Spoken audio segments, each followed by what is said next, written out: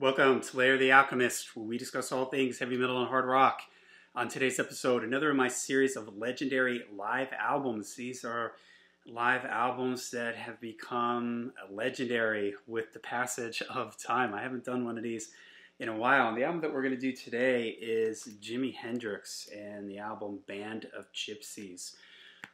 This is the only live album to come out while Jimi was still alive, and it's a very interesting album because it's not him with his original band, the Jimi Hendrix Experience, which had Mitch Mitchell and Noel Redding in it. This is with Billy Cox on bass, who was an old Army buddy of Jimi that he knew from the time when Jimi was in the military, briefly in the military, and Buddy Miles on drums. And this album was recorded to settle a contract dispute that he had with an old manager, where he must have signed something in his past, and in order to get out of this, he had to give this person an album of original material. So a solution to this was he puts this band together. He's getting tired of the format with the Band of Gypsys. He puts it with the Experience. He puts this band together. They write some new material, and they do multiple shows at the Fillmore East on, I believe it was at the Fillmore East on New Year's Eve. 2 consecutive nights at the Fillmore East, right, on New Year's Eve and New Year's Day. And then they picked the best from those. If you look, you can find pretty much all the songs from these shows that they did across these 2 days out there. And I think they got it right, though, with these. These were the best takes, the best songs from those nights. And it's a cool record because it differs a lot from the Experience. Buddy Miles is a much different drummer than Mitch Mitchell. Mitch Mitchell is more in the sort of Keith Moon style, but way more in control than Keith Moon. But he's very busy, whereas Buddy Miles is way more simple, in the pocket, funky rhythm and blues type player. Billy Cox is the same. He's a little bit more of a rhythm and blues type player. And that comes through in the music and the songs that they write. The songs here have way more of a funky, soulful, rhythm and blues type feel and vibe to them. But there is some of, in my opinion, some of Jimi's best guitar playing on this record. And especially the song Machine Gun. I did a video, I can't remember exactly what I titled it, like my favorite guitar solos of all time, and Machine Gun was on there.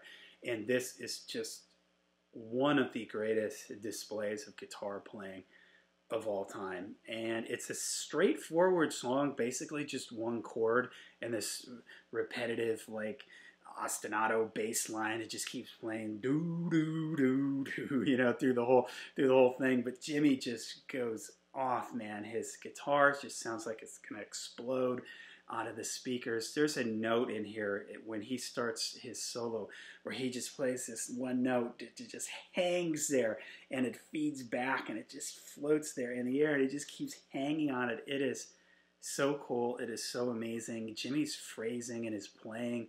I remember reading once, you know, there's, for those people who aren't guitar players, there still are these magazines that have guitar transcriptions in them. There used to be this one really popular one called Guitar for the Practicing Musician. Who remembers that magazine?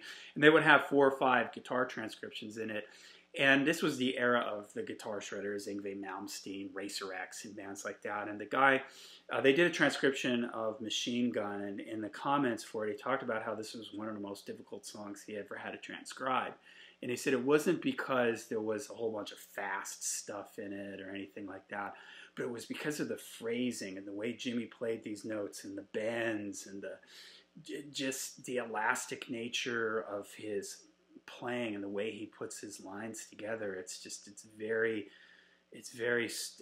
was like Jimi was like channeling some sort of energy from another dimension or something, and it just sort of just flows out of him like a volcano of ideas. It's really incredible. I mean, Hendrix, I've listened to so much Hendrix music, and I'll often hear some live recording or something I've never heard before, and I'll hear him do something that I'm just like, where did that come from? I've never heard him do that before.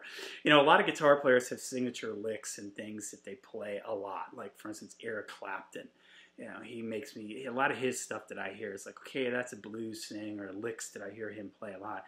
Hendrix had this way of just being like so innovative and just right on the spot. And this whole album and the song Machine Gun, it just is that for me. It's just one of the greatest like guitar moments, recorded guitar moments in history. It starts off with the song Who Knows. This is again showing off that sort of funky vibe thing. And Buddy Miles also sings, so he's able to he sings lead on one of the songs here. We'll get to that in a second, but he's also able to add some background vocals. And like this one, there's like some call and response things between him and Jimi, which is pretty cool and adds a new dimension to things.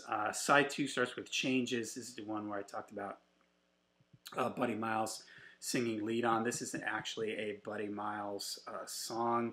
There's 2 Buddy Miles tunes on here, this one and We Gotta Live Together.